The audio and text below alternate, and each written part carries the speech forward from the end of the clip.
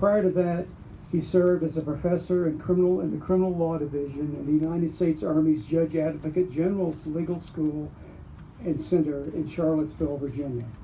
As a district attorney for Colorado's 18th Judicial District, this is currently in his second term. George Brauchler oversees the most populous, over 1 million citizens judicial district in Colorado. He believes in leading from the front, having personally prosecuted the Aurora Theater shooter, ensuring a sentence of life without parole for that murderer. Dedicated to hiring veterans, his office has been nominated for the Freedom Award, a Department of Defense award that recognizes employers who support their employees who serve in the National Guard and Reserve. Ladies and gentlemen, Colonel Brauchler.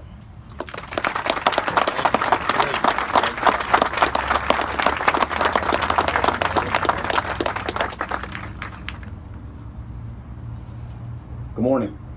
I promise to keep my remarks to just under 45 minutes. My name is George Herbert Brauchler, and I am a colonel in your National Guard. And I have to say, it's more than an honor to be here and speak to you this morning. It is humbling, because so many more of you have given more and sacrificed more than me and my wife and our kids have had to sacrifice.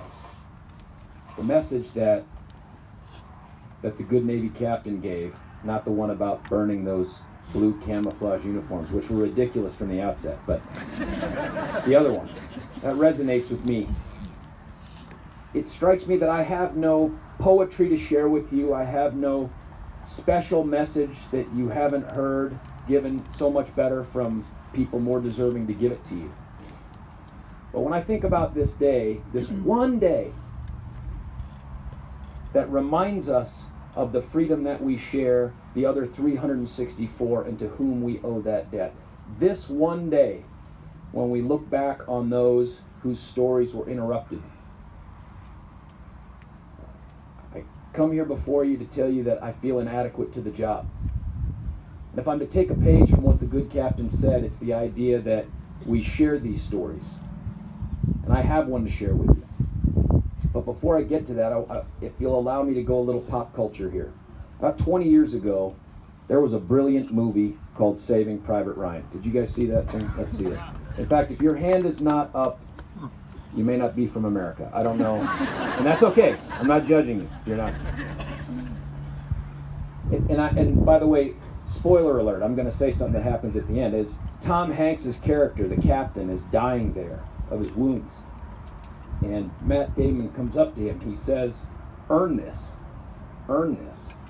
That's our obligation, not being the ones who are buried here or overseas, is to earn this. As a quick aside, that movie was up for Best Picture that year, and it did not win. And if you need a greater example of how far down the hole Hollywood has gone, you know what movie won Best Picture that year? Shakespeare in Love. Come on. Now we are going to stand up here and read these names, and it becomes a bit of a practice of just making sure you pronounce them right, like that's the most we can do for them, but it's not. What I try to do here, and the hard part about talking to kids, and we have 14, 12, 9, and 7 at home, is to convince them that each of those names, each of those tombstones here and the white crosses overseas is a life not unlike theirs, just a little bit further down the road. We're going to read those names, and I want you, as you go to each one, to try to think about who they were to their parents, what kind of brother or sister they were, what would they have done had they come back. So I want to share with you a story of someone that's not buried here, buried overseas in the Netherlands, but it's a story that highlights, I think, how their lives were interrupted and who they were. There's a unit during World War II, the 268th Field Artillery Unit, commanded by a lieutenant colonel named Art Blair. They had hit Normandy at about 27 August 1944. They had made their way through Holland and finally to Germany. And as you recall, on 16 December 1944, the Germans made their last big push through the Battle of the Bulge. And you'll remember that in the Battle of the Bulge, the Germans threw every last bit of what they had against the Allies and the Americans. And in a town called Lucum, Germany, the 268th dug in. And for a few days leading up to Christmas, the massive onslaught of field artillery ceased. And there were some days of peace. And on that 24th of December 1944, on that Christmas Eve, Lieutenant Colonel Blair penned a letter to his parents. And it says, "Dear folks, well, so this is Christmas Eve. I've spent a lot of lonely ones, those when I've been away from you and Mary, but I've never spent quite such a lonely one, and one in which the Christmas spirit seemed so lacking in the surroundings. Even the first one of the war with Mary leaving the next day was not so bad as this one. Then I had things to worry about and lots of work to do, but here everything is as it has been, the same day in, day out routine, and all I have to think of is how much I miss you and Mary and Susie, and what fun and how comfortable and right it would be if we were all spending Christmas Eve and Christmas together. We will have turkey tomorrow, and some of the men will have received Christmas packages, and that will be the extent of our Christmas. No peace around us, no peace in the hearts. The Christmas star is an airplane flare. The three wise men, where are they now? There's nothing here but anger in men's hearts. The wisest men are those who do the best job of killing the enemy while avoiding death themselves. The mangers are corrupt with dead and rotting cattle, and the village inns gape at the night through glassless windows and tileless roofs. The gifts of the Magi are steel and flame and high explosive. But deep in my heart, I know that peace will come again, and families will again be together. For God and His Son are watching over us and protecting us as well as we will let them. So in the hope of tomorrow and the peace to come, dear Dad and Mom, a Merry Christmas to you and a happy and peaceful New Year.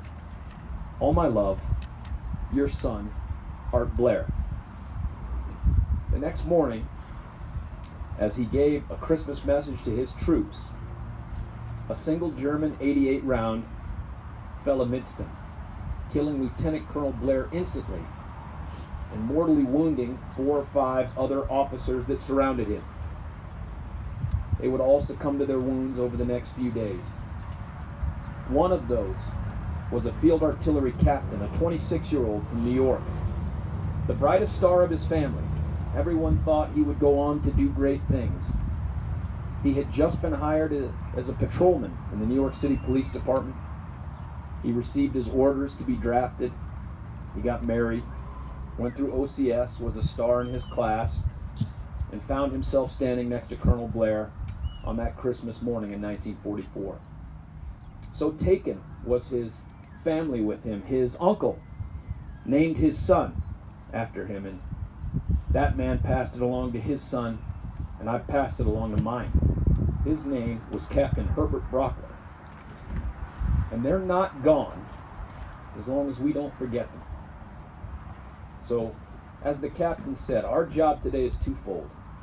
1, to remember, but 2, to pass along. So those of you that have stories, your job today is to share them. And those of you that don't, your job today is to listen to them and pass them along in years to come. It's been an honor to speak before you today. Thank you.